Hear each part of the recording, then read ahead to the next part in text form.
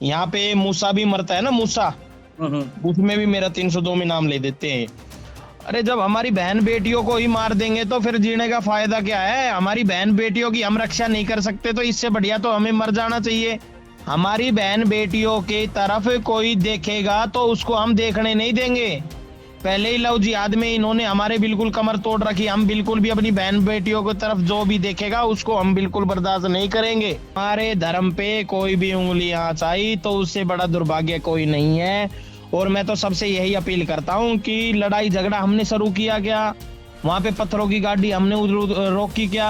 गोलियां हमारी बहन बेटियों पे, हमारे विश्व हिंदू परिषद के अधिकारियों पे, वहां पे लोकल समाजों पे गोलियां चली वो हमने चलाई क्या? सारे कर्म उनके। और फिर हमसे पूछा जा रहा है कि भाई बताओ, एक वो बात है कि उल्टा चोर कोतवाल को डांटे। नमस्कार, मैं हूं जय किशन और इस वक्त मेरे साथ जुड़ चुका है मोहित यादव यादव उर्फ मोनू मानेसर। मोनू, सीधा सवाल पर आते हैं कि नूह में जो भी हिंसा भड़की है उसमें आपका नाम सामने आ रहा है। मोनू, ये जो भी नाम ले रहे हैं, जो आपने वीडियो देखी है, उस वीडियो में कोई भड़काऊ बयान या कोई भी भड़काऊ चीज उसमें तो है नहीं। लेकिन जो भी गो तस्कर है, जो वहां पे क्राइम करते हैं, ये सब उनका करा धरा है। साइबर क्राइम थाना फूंक दिया उन्होंने, सब उनकी बदौलत है ये। पर जो पिछली साल जो घाट मीका का इंसिडेंट हुआ नासिर जुनैद वाला, हम्म। उसके बाद से पूरे इलाके में तनाव था। फिर ऐसे में आपका वीडियो आना उसने एक उकसाने का काम करा है। कई जो आपके वीडियोस पे रिप्लाई आए हैं, तो आपको नहीं लगता कि आपके वीडियोस ने जो है वो उकसाने का काम करा है इस यात्रा में?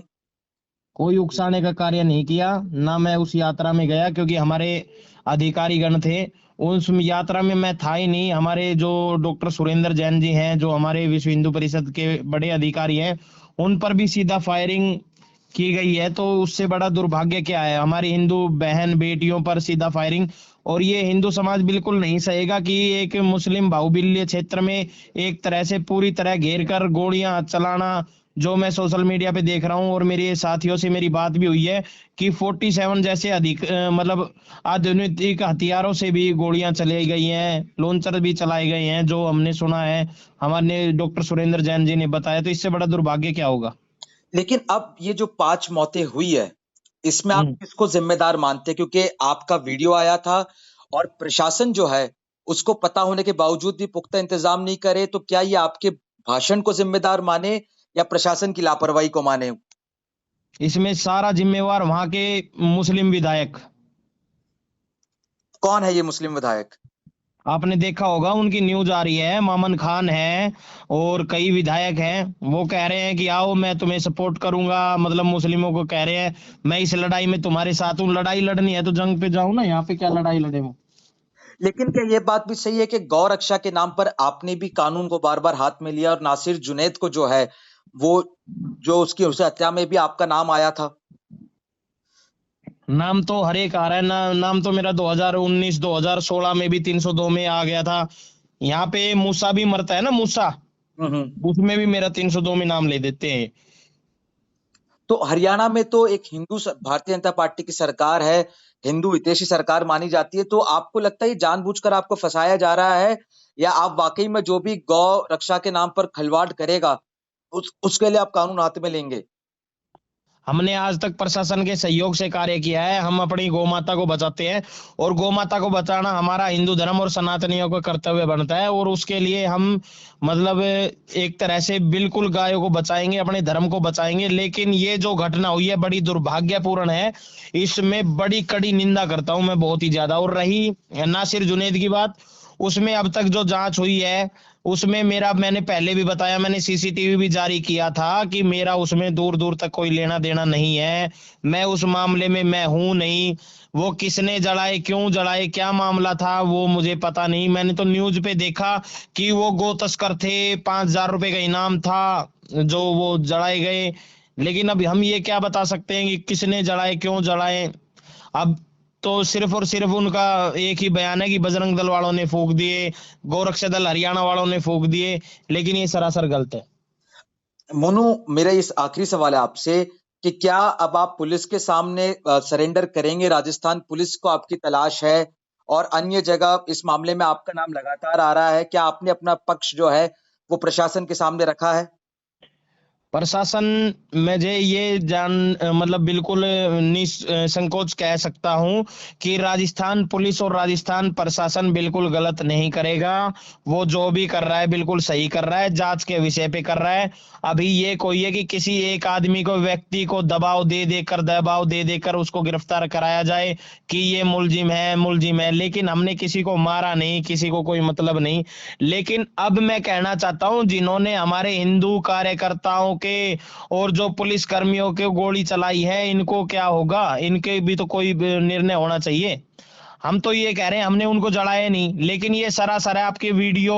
एक मतलब बाइकों का शोरूम लूट लिया जाता है, बाइक नई नई बाइकों को चोर ले जाते हैं, सारी चीज मतलब बेकार कर दी इन लोगों ने। लेकिन मोनू, इसमें दोनों ही पक्षों का नाम सामने आ रहा है। आज जो गुड़गांव में की घटना हुई, उस वो भी आपको पता है। दोनों पक्षों में जो है वो के लोग जो हिंसा करते हुए नजर आ रहे हैं, तो आप एक ही पक्ष पर कैसे आरोप लगा रहे हैं?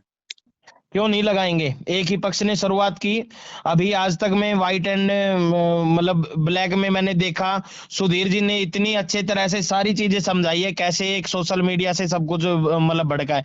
आपने मेरी वीडियो में कोई भी गलत बयान है क्या? हिंदू अपने मंदिरों में नहीं जा सकता क्या? कोई भी अपने मंदिरों में कुछ पूजा नहीं कर सकता क्या? तो ये तो बिल्कुल मतलब लेकिन ज्यादा आप ये कह बेकार रहे है। हैं कि इसमें इस दंगे भड़काने में आपका कोई हाथ नहीं है, लेकिन हिंदुओं के फेस्टिवल्स में अगर कोई बाधा डालेगा, तो फिर आप अपने हाथ में जो है वो हथियार भी लेंगे। अरे जब हमारी बहन बेटियों को ही मार देंगे तो फिर जीने का फायदा क्या है? हमारी बहन बेटियों की हम रक्षा नहीं कर सकते तो इससे बढ़िया तो हमें मर जाना चाहिए। हमारी बहन बेटियों की तरफ कोई देखेगा तो उसको हम देखने नहीं देंगे। पहले ही लव जिहाद में इन्होंने हमारे बिल्कुल कमर तोड़ रखी। हम बिल्कुल भी अपनी बहन बेटियों की तरफ जो भी देखेगा उसको हम बिल्कुल बर्दाश्त नहीं करेंगे। तो अब आपका अगला कदम क्या होने वाला है मोनू, और क्या आप करने वाले आगे?